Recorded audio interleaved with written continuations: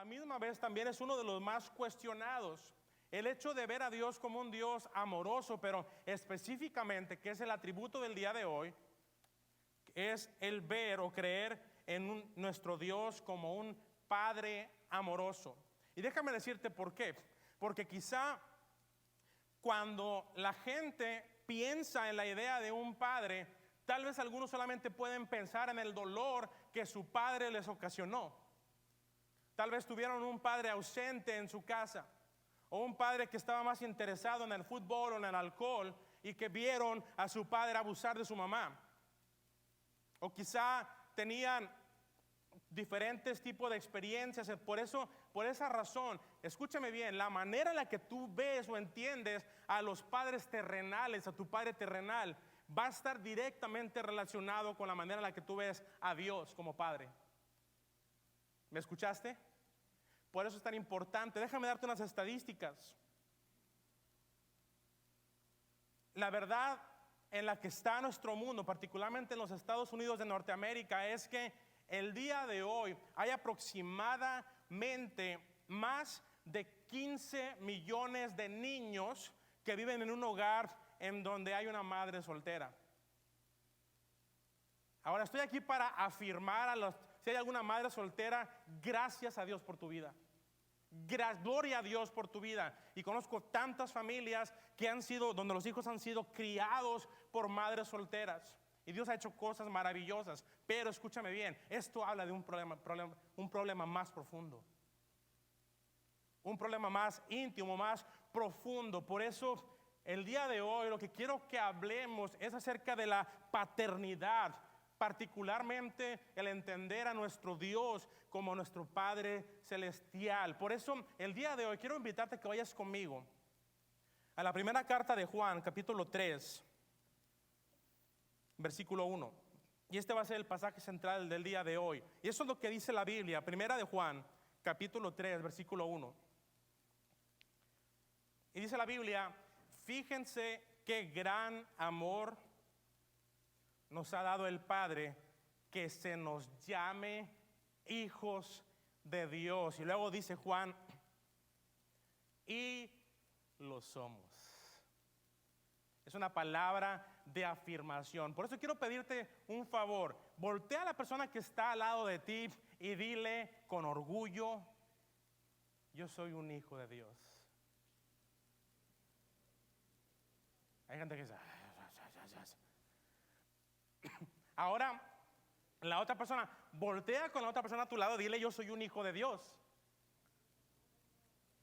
A mí me encanta hacer este experimento porque lo que he encontrado, hermanos, es que en un auditorio siempre van a haber dos tipos diferentes de personas. Van a ver por un lado los gritones como su pastor, y luego también van a ver los que dudan, ¿verdad?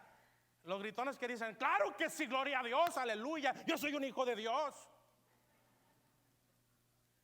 Pero otros que dicen: yo verdaderamente puedo ser un hijo de Dios. Dios me podría amar a mí. Ahora, si soy honesto, aún los gritones como yo, muchas veces en la vida vamos a convertirnos en gente escéptica, particularmente dependiendo de lo que hayas atravesado. Vas a hacerte preguntas como: ¿puede verdaderamente Dios amarme a mí tal y como soy? ¿Qué piensas? ¿Realmente Dios me ama? Y cuando hablamos de este Padre amoroso, tal vez, como lo mencioné hace un momento, tal vez tuviste un padre ausente que estaba más interesado en el trabajo y creía la idea que era lo único que podía hacer por ti, que era proveer, y nunca estuvo presente. O quizá tuviste un padre terrible, malo, que todo lo que tú recuerdas era dolor y abuso, sufrimiento. Ahora, independientemente de cómo creciste, tenemos que reconocer, como mencioné hace un momento, que nuestra experiencia con nuestros padres terrenales y nuestras relaciones terrenales pueden moldear la visión que tú tienes con respecto a Dios. Déjame decirte algo: por esta razón mucha gente el día de hoy tiene tantos problemas en adorar, Porque la única idea que tienen de Dios es de un ser distante, de un ser apático, de un ser que está enojado contigo. Por eso el día de hoy quiero hablar acerca de cuando sientes que Dios no puede amarte. Cuando tú tienes dificultad en entender o creer en un Dios como tu Padre Celestial. Y lo voy a ser bien honesto, cuando pienso en este Día del Padre, cuando pienso en los padres, no puedo dejar o evitar el pensar en mi papá. Let's go to the next slide, please. Y la verdad es que para mí, desde chiquito, suena como hace muchos años, ¿verdad? Mi papá siempre ha sido lo máximo para mí. Ha sido mi héroe, ha sido mi ejemplo a seguir. Él ha sido un ejemplo de un hombre de integridad, un hombre de compromiso. A sus 76 años hasta el día de hoy sigue trabajando el Señor con una pasión, con energía.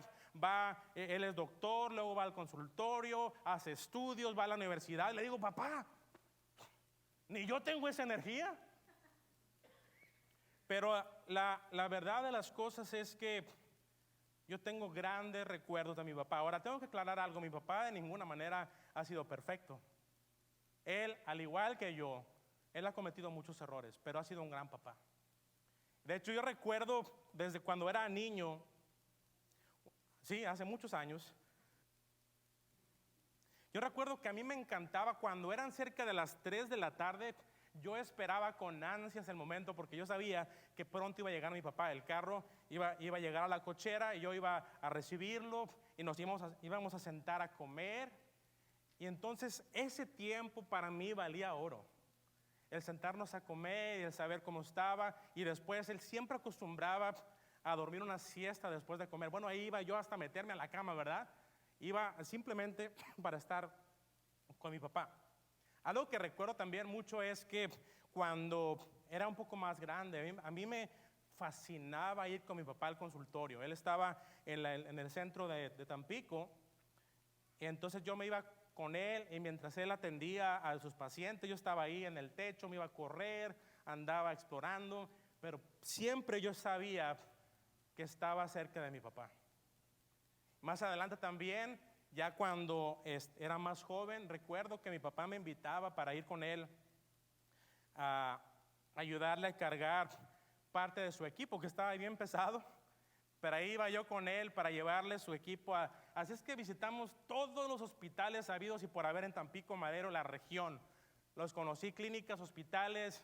Así es que yo me convertí en un profesional de la medicina simplemente por estar con mi papá. Así es que si tienen alguna pregunta de medicina, come to me, baby.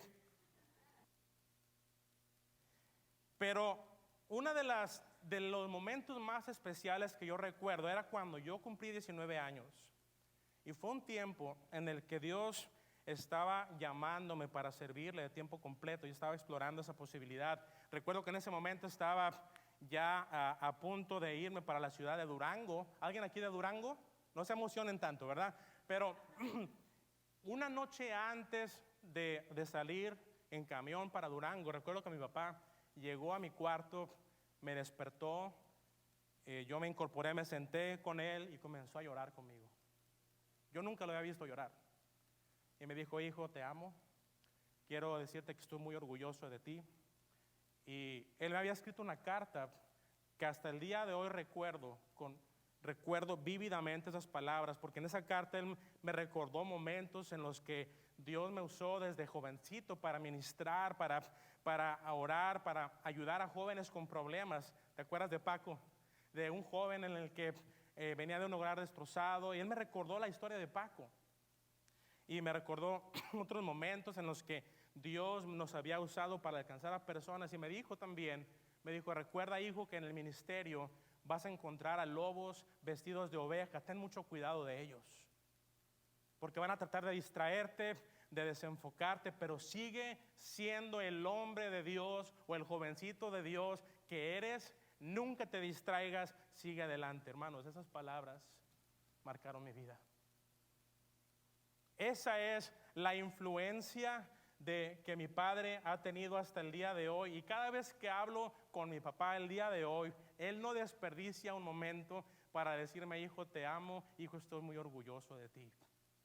Ahora, ¿por qué te cuento esto? Porque quizá para ti fue una historia diferente. Tal vez todo lo que tú has recibido han sido palabras como: sabes que eres un tonto, no sirves para nada, si tan solo fueras como tu hermano. O alguien declaró sobre tu vida cosas y te recordó, te hizo saber que no valías nada, que tu vida no tenía sentido, que mejor hubiera sido que no hayas nacido.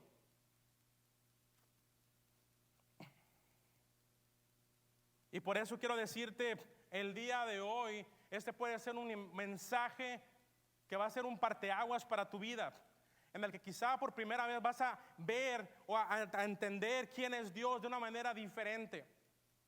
Y esto lo vamos a aprender a través de una historia en la cual Jesús tiene un encuentro con un papá.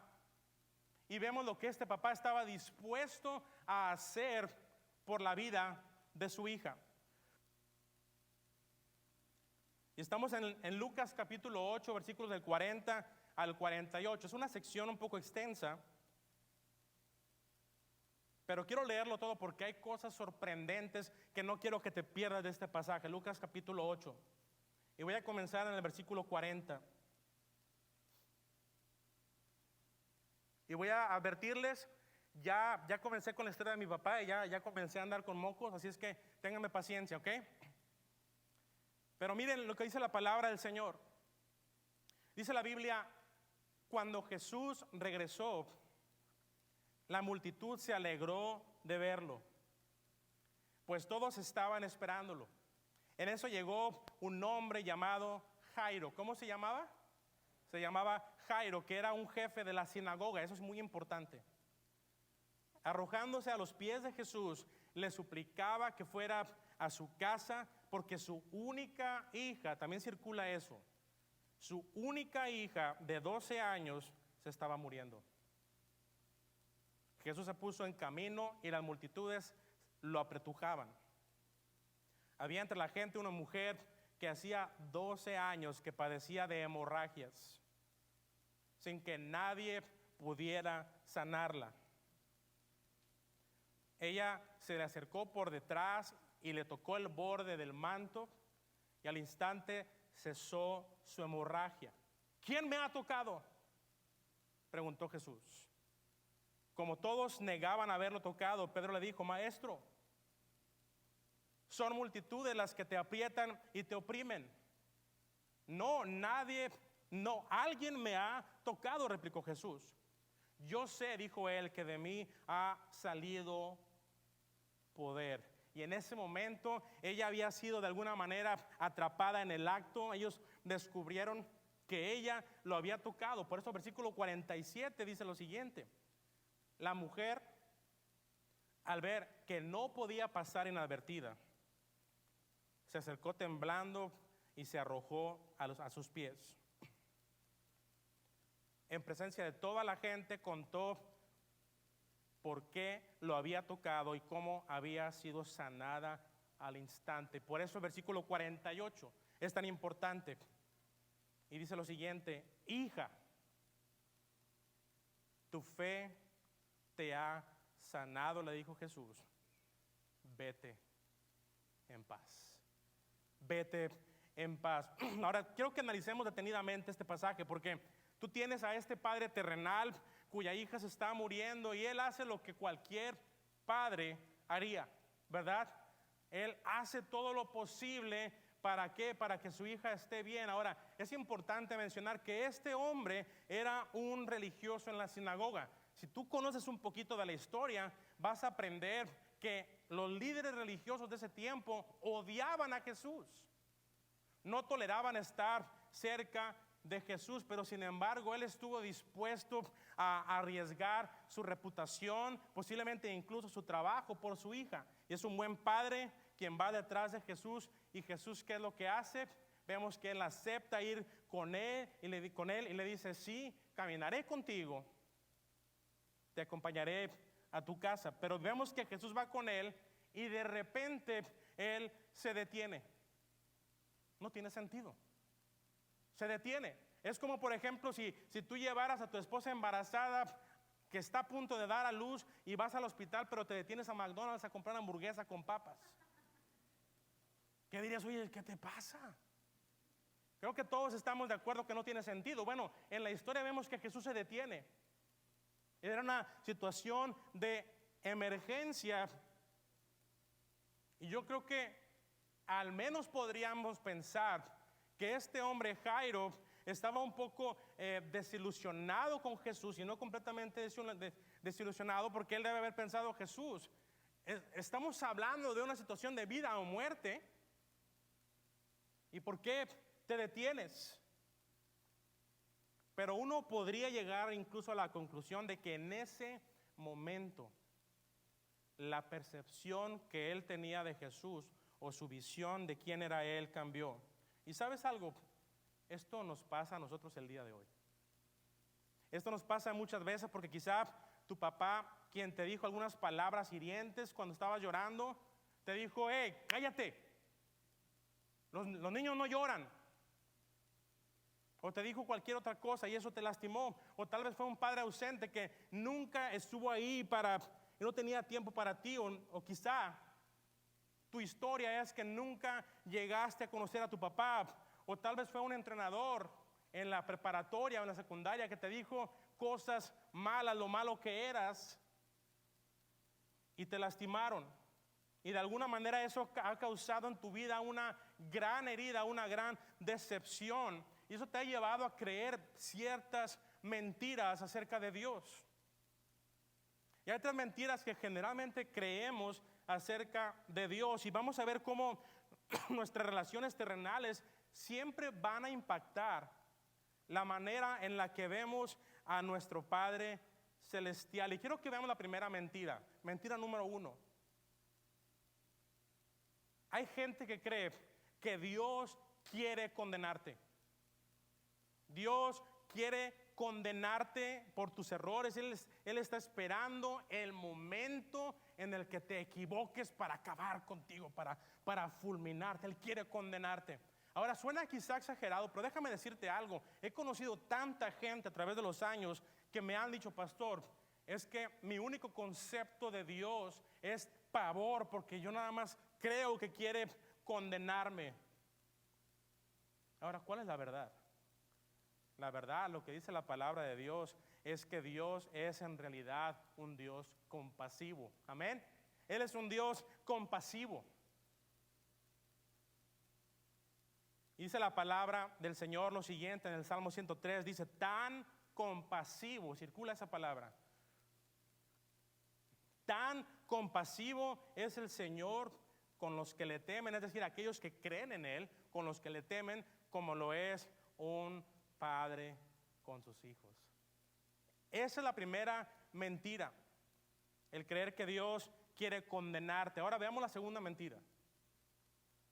Hay gente que cree, en segundo lugar, que Dios está siempre enojado contigo. Dios está enojado, solamente está esperando, como mencionaba, que te equivoques, está esperando que falles y perderá los estribos y esto me fulminará. Y es una mentira. Recuerdo la película de Troya, El caballo de Troya. Si la has visto, hay una parte en la que llega Aquiles con su milicia y comienzan a destruir todas las estatuas, y dice uno de los que está ahí: hey, ¿cómo haces eso? Vas a hacer enojar a los dioses y nos van a acabar o a exterminar. Porque la idea era esa, que los dioses estaban constantemente enojados. Ahora, ¿qué es lo que enseña la palabra de Dios? ¿Cuál es la verdad? La verdad que enseña la Biblia es que Dios es en realidad paciente. Nuestro Dios es paciente. Tenemos un Padre celestial que es paciente. Y dice la palabra del Señor lo siguiente en Éxodo 34, versículo 6. Dice: el Señor, léelo conmigo: Dios clemente y compasivo, lento para la ira y grande en amor y fidelidad. Nuestro Dios es paciente. Esa es la verdad. Ahora quiero que veamos la tercera mentira. Hay gente que cree que Dios, en tercer lugar, está lleno de odio. Hay gente que podría decir, no hay manera de que Dios pueda amarme o que pueda amar a alguien como yo. Me he equivocado demasiado, pastor, he hecho tantos errores. Sigo haciendo lo mismo, digo que voy a cambiar, pero nunca cambio. Dios tiene que odiarme. Pero la verdad es la siguiente. Dios está en realidad lleno de amor. Dios está lleno de amor. Ya hemos leído este pasaje, pero eso es lo que Pablo escribe a los romanos y dice lo siguiente: pero Dios, léelo conmigo, pero Dios demuestra su amor por nosotros en esto, en que cuando todavía éramos pecadores, Cristo murió por nosotros. Mira, Dios es amoroso y por lo tanto Él es un Padre amoroso. Y mi esperanza para ti el día de hoy es que a través de las Escrituras, no a través de lo que yo te estoy diciendo, sino a través de la palabra de Dios, tú puedas quizá por primera vez creer y aceptar a Dios como un Padre amoroso, como el Padre amoroso que Él es. Entonces quiero que regresemos a la historia del día de hoy y miremos a estas dos hijas o a estas dos mujeres. Primero tienes a la hija de 12 años que está enferma. Es la que estamos leyendo. Ella se está muriendo, no tiene control sobre la situación, ella no puede levantarse, no puede ir a hablar con Jesús, pero tiene un papá que estuvo dispuesto a hacerlo. Ahora, por otro lado, tenemos a una mujer que había estado sufriendo por 12 años. Di conmigo, 12 años. Y déjame darte un poco de detalles de esto porque es muy relevante para el mensaje de hoy. Durante 12 años esta mujer había sufrido una hemorragia y había gastado todo su dinero, recursos para tratar de encontrar la sanidad o la cura, pero nunca la encontró. Y fue debido a esa enfermedad que se le consideraba ceremonialmente impura. Es decir, eso significaba que nadie podía tocarla ni podría haber estado cerca de ella. Piénsalo de esta manera. Ella había estado por 12 años sin la necesidad básica del contacto humano. Eso quería decir que eran 12 años sin poder amar a alguien o sin poder abrazar a nadie. 12 años sin recibir un beso. 12 años de estar completamente abandonada, completamente aislada de la sociedad. No podía tocar a nadie y mucho menos cualquier cosa. Es decir, lo que ella tocara de acuerdo a la cultura, a la sociedad, era declarado impuro. Y esto quiere decir, aquí tenemos a estas dos mujeres o a estas dos hijas que ambas necesitaban sanidad y de lo contrario morirían. Ahora, ¿qué significa esto para ti y para mí? La verdad es que no importa la manera en la que tú creciste, todos tenemos de alguna manera heridas que requieren sanidad, ¿verdad? Todos hemos sido lastimados y esa sanidad solamente llega cuando experimentas el amor de tu Padre Celestial. Y cuando recibimos el amor de nuestro Padre Celestial, ¿qué es lo que sucede? Es decir, ¿cómo podemos experimentar el amor de nuestro Padre Celestial? Hay tres maneras. La primera es la siguiente. Tienes que entender que Dios camina con nosotros. Él camina contigo y eso es precisamente lo que Dios hace. Vemos en la historia que Jesús caminó con Jairo, estaba dirigiéndose a su casa para ver a su hija. Y mira, cualquiera que sea tu situación, ya sea que estés en la cima de la montaña o en el valle más profundo, tienes que recordar algo el día de hoy. Dios camina contigo. Dios camina contigo. Y vemos que Jesús en la historia dice, sí, le dice a Jairo, yo caminaré contigo. Y es interesante que en el libro de Deuteronomio dice la palabra del Señor, lo siguiente, dice, el Señor mismo marchará, aquí está una frase importante, marchará al frente de ti, y dilo conmigo, estará contigo. Léelo conmigo, y estará contigo, nunca te dejará ni te abandonará, no temas ni desmayes. No hay nada, hermanos, amigos, que sea más triste que encontrar a gente el día de hoy caminando sola.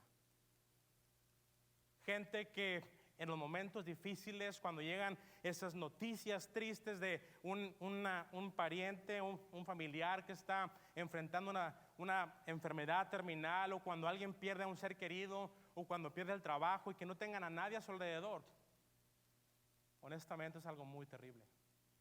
Es algo muy duro, y tal vez esto puede ser la realidad para ti. Y aquí vemos cómo Dios quiere recordarte que Él quiere caminar contigo, que Él quiere estar contigo, y muchas veces Él manda gente, de hecho Él manda a su iglesia o gente que esté cerca de ti para caminar contigo. Let's go to the next slide.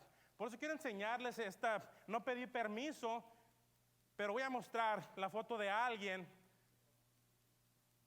que ha caminado conmigo.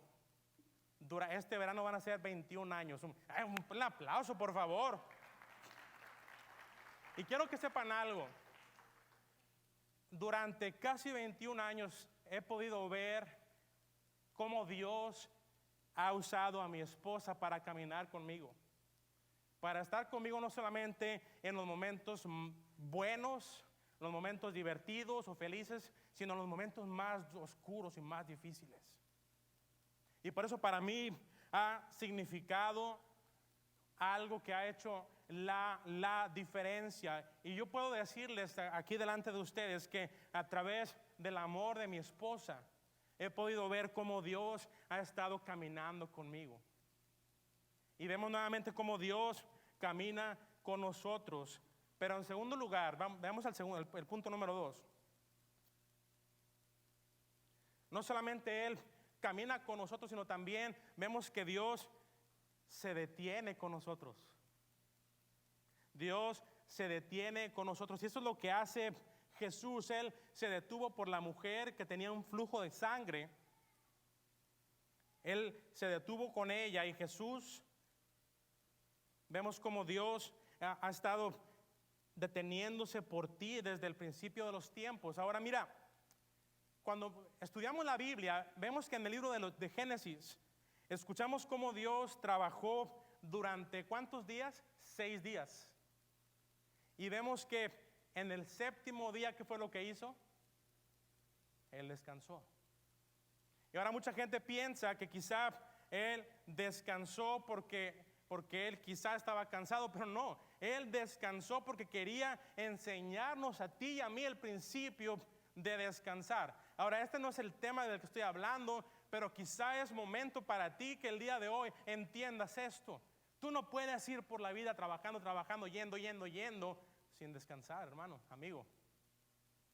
Y aquí vemos cómo Dios nos ha enseñado este principio de detenerse por ti. De hecho, la Biblia dice que el día de reposo fue creado para ti. Y nadie dice amén.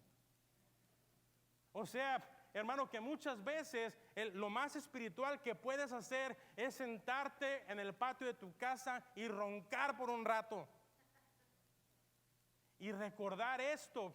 Dios te enseñó, y vemos en la historia cómo Dios se detuvo por ti.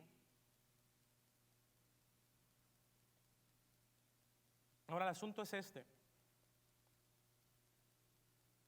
Si tú sientes que tú no eres digno de amor, o que tú no puedes recibir, o no eres importante para nadie, tienes que recordar esto: Dios se detiene por ti. Si sientes que no te has portado bien, o que no has hecho lo suficiente, o que todavía crees que hay que hacer más, Dios se detiene por ti en este día. Hola a todos, nos da mucha alegría que nos ha invitado a estar en su hogar hoy y los esperemos verlos en persona la próxima semana. Y para que ustedes estén al tanto por todo lo que sucede en nuestra iglesia, por favor visite academy.org y los veremos a la próxima.